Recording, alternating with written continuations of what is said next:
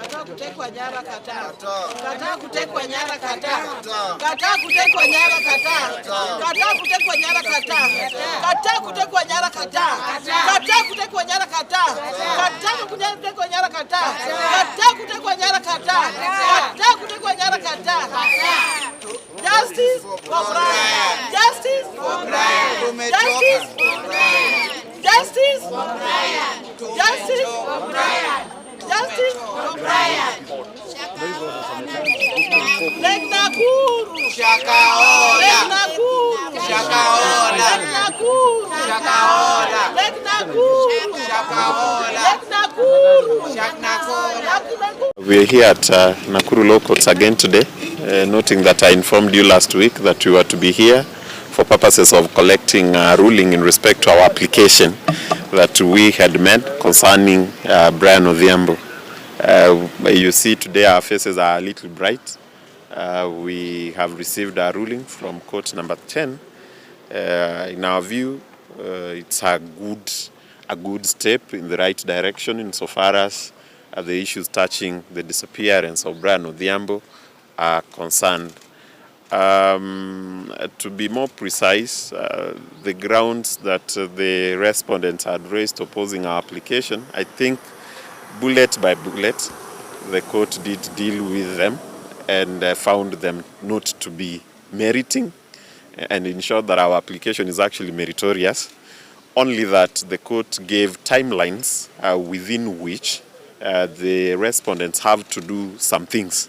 There are things the respondents have to do, failure of which the court again granted the petitioners leave to move the court accordingly and for purposes of, concluding the entire process of investigating the disappearance of Brian Odhiambo is concerned. So in my view, this is a good day for the rule of law. It's a good day for justice. It's a good day for the family of Brian. When we have the copy of the ruling, I'm sure the court did indicate that it will have it posted on the CTS portal. We will have it and probably circulate it for your consumption.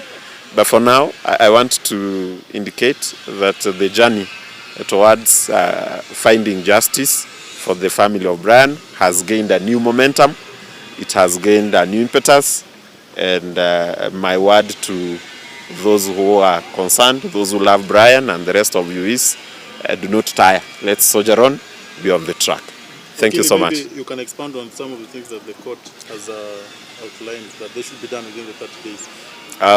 Now, I wish I had a copy of that ruling, but particularly, one, we have been in a position where investigations are allegedly being carried out, but the family of the victims is kept in the dark. Okay? For the court, that shouldn't actually be the case, and that's why the family of the victims feels that there is so much secrecy in this whole thing. There is so much that is being hidden from them. They are the witnesses.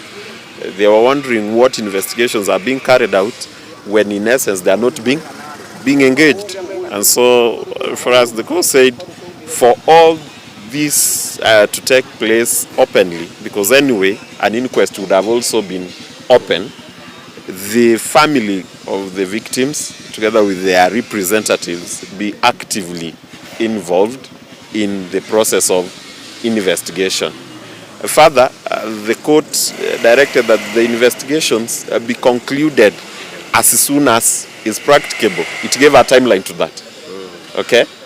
So that if the DCI is still holding the file 30 days from now, then we should be at liberty to let the court know that nothing is going on. No, we have no reports here, no investigations are taking place. The court then would swing into action and take up the role as it should. In your application, you had sought for orders to be allowed, or the court to order for a public inquest. Have these orders been granted?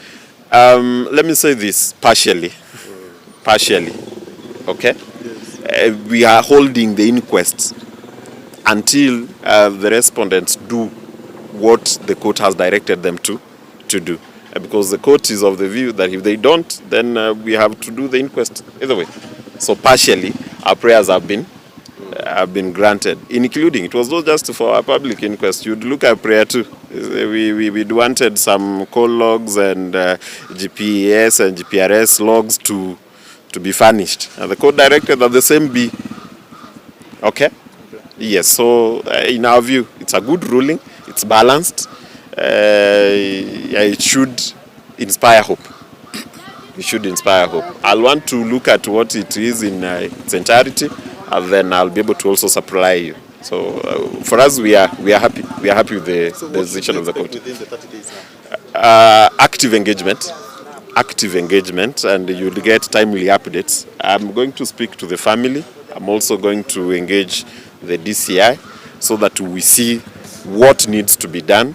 And if they are proving to be difficult for us, do not forget we have a recourse. In fact, the court said leave is granted. We have a recourse. We'll be back here if nothing progresses. I think that's the much I gathered from the ruling. Until I see the copy of it, then I'll be able to substantively make a statement. But insofar as we're concerned, at least from what we had and the directions of the court, it's a really good direction we're taking in this matter. Yes. Any question? You got it. I'll be able to give you that copy as soon as I get to the office. I should be able to make it available also.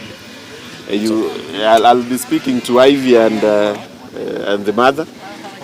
I'm also sure you're aware because the other day, Voco Africa, Ivy, the mother and others did approach the Senate.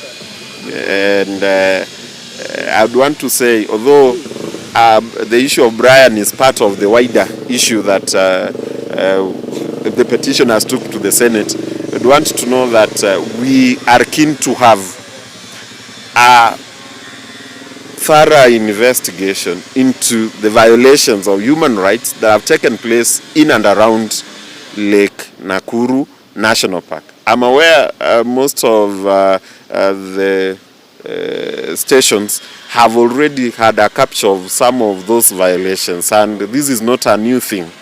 We are saying let the investigations be done conclusively, touching on violations around that area. We are aware. Within those 60 days. We are aware. There have been instances of rape, as bad as it sounds. There have been instances of torture.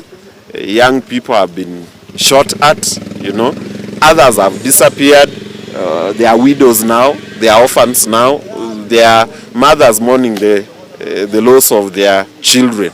Their fathers mourning the loss of their children. And so we are still asking from here in Nakuru that members of the Senate, when you're seized of the petition, the people here in Nakuru, especially those living around Lake Nakuru, expect that you move with the speed, with the urgency, bring those violators, bring those aggressors, bring those oppressors to book. And we expect that there will be compensation, if there needs to be, for the victims and for their families. Thank you so much. I also wish to add that we are grateful. The Law Society of Kenya has been very supportive in this cause. I'm joined here by my colleague Kamau. Yes. He's a member of council at the Law Society of Kenya Nakuru chapter. I'm also joined by my colleague here from GapLink. GapLink has also been instrumental. His name is Tom, has been instrumental in this cause. My friend here also, we have been appearing with him. He's called Wanjir. He's also been very helpful and supportive in this cause. So wish to assure the family of Brian that we're not stopping. We have just begun. The process has just picked a new momentum. That is the point. Thank you so much. Thank you.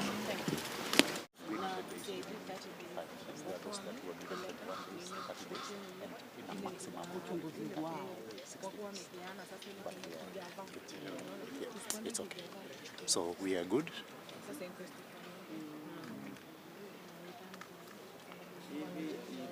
So we are good. We are good. Like I guess everything has been explained. So we're just going to do the next what is necessary. At least of all the players that they made, there's none that has been executed, but they've been all given a timeline in our favor. So we are lucky. That's positive. Yes, it's a positive ruling. In fact, today it should be just a jubilation that we are going towards the right direction. Yes. And we are more happier that the lower court was able to do what the upper court or rather high court could not do. Yeah. So. Thank you.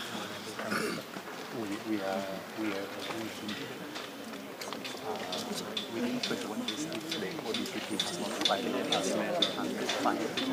We have it's upon us within the timelines there.